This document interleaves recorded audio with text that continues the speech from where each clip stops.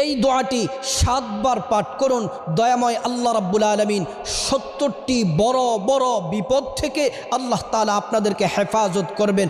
বিখ্যাত তাবিঈ হযরতে মাকহুল রাহমাতুল্লাহি আলাইহি তিনি বলেন, এই বাক্যগুলা যে ব্যক্তি 7 বার পাঠ করবে, প্রত্যেক দিন 7 বার পাঠ করবে, আল্লাহ তাআলা তার 70টি বড় বড় বিপদ দূর করে দিবেন।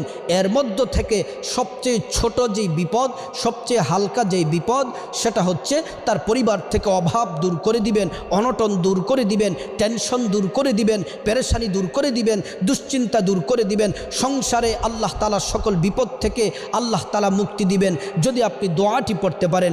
দোয়াটি হলো লা হাওলা ওয়ালা কুওয়াতা ইল্লা বিল্লাহি ওয়ালা মালজা মিনাল্লাহি ইল্লা ইলাইহি। প্রিয় দিনী ভাই ও বোন, কষ্ট করে দৈনিক এই দোয়াটি 7 বার